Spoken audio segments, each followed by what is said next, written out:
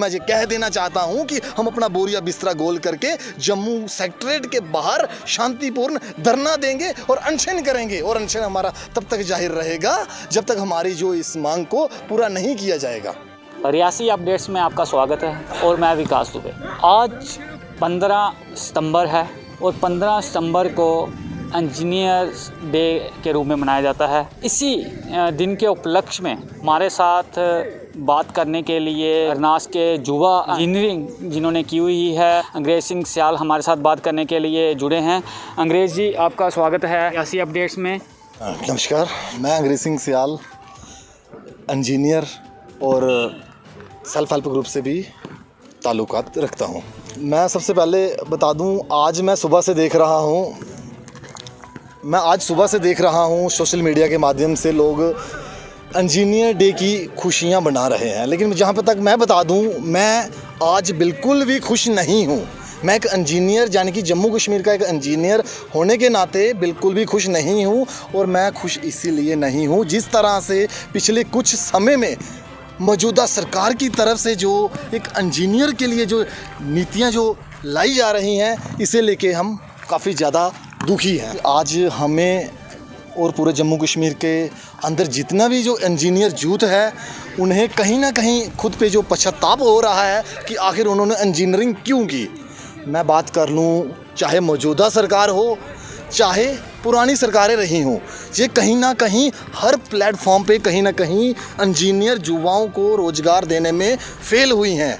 मैं अगर आपको बता दूं, इन्होंने सबसे पहले रहवरे तालीम लाया, रहवरे खेल लाया, रहवरे जंगलात लाया, लेकिन मैं इनसे पूछना चाहता हूं, जो पढ़े लिखे वेल एजुकेटेड युवा हैं, जो इंजीनियर हैं, इनके लिए इन्होंने क्या स्कीम लाई। मैं बता दूं, 2002 के अंदर इंजीनियरों के लिए, क्योंकि इंजीनियरों ने लगातार जम्मू के अंदर धरने दिए थे, अनशन किए थे, और इसके बाद मुफ्ती मोहम्मद सईद जी द्वारा एक स्कीम लाई जाती है जिसमें जम्मू कश्मीर के युवाओं को, जो इंजीनियर युवाओं हैं, इनको एक सेल्फ हेल्प ग्रुप इंजीनियर के रूप में इन्हें रोज़गार का एक माध्यम दिया गया।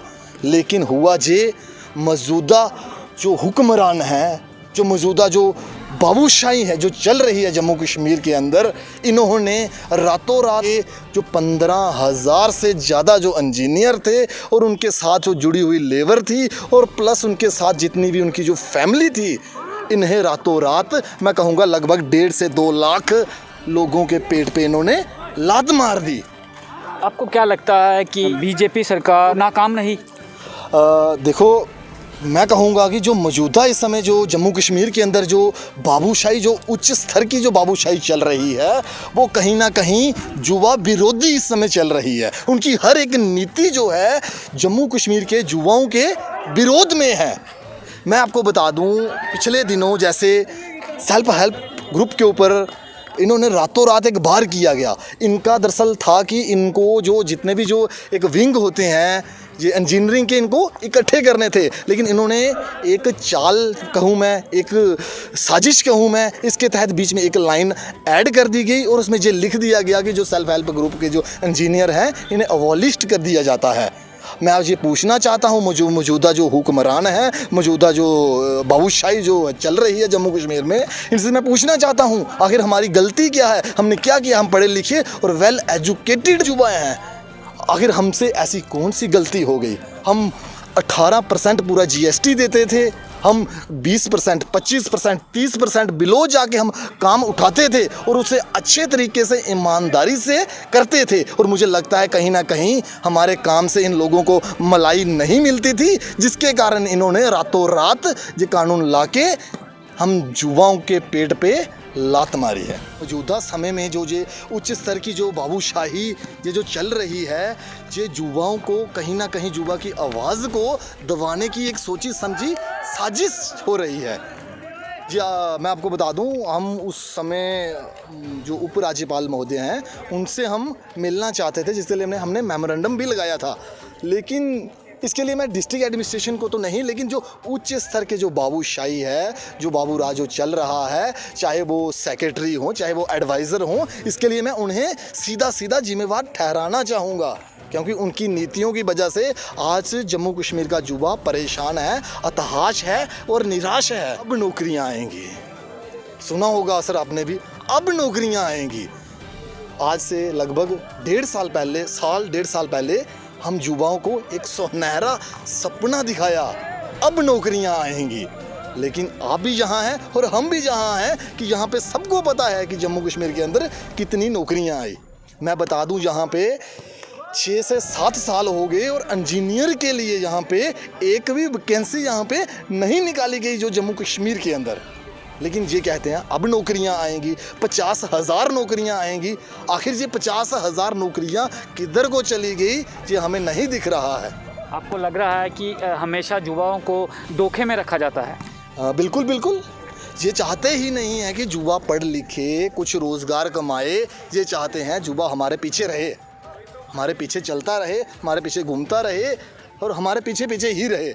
लेकिन हम ये कह देना चाहते हैं, जो जम्मू कश्मीर के माननीय उपराज्यपाल जी मनोज सिन्हा जी, यानी कि वो इंजीनियर मनोज सिन्हा जी, उनसे ये आग्रह करते हैं कि जो मौजूदा जो इस समय जो बाबूशाही जो चल रही है, इससे जो मौजूदा जो युवा जो हैं काफ़ी नाराज़ हैं, हताश हैं। और जिस तरह से आपने एक रातों रात जो एक नीति लाई, लोगों के पेट पे जो लात बजी है, ये बहुत ही गलत है। और इस सेल्फ हेल्प ग्रुप इंजीनियर को फिर से बहाल किया जाए, ताकि जो युवा है कहीं ना कहीं किसी और रास्ते पे ना भटक जाए।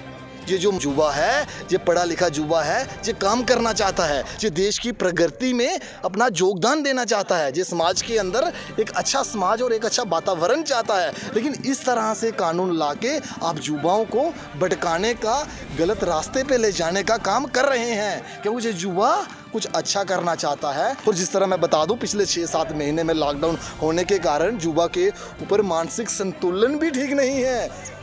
जी मुझे सुनने को मिलता है कि लोग हम युवाओं ने, सेल्फ हेल्प ग्रुप के युवाओं ने लोन लिए हुए हैं, उन्होंने मशीनें ली हुई हैं, वो कहाँ जाएंगे? ये विचार करने का मसला है पूरा।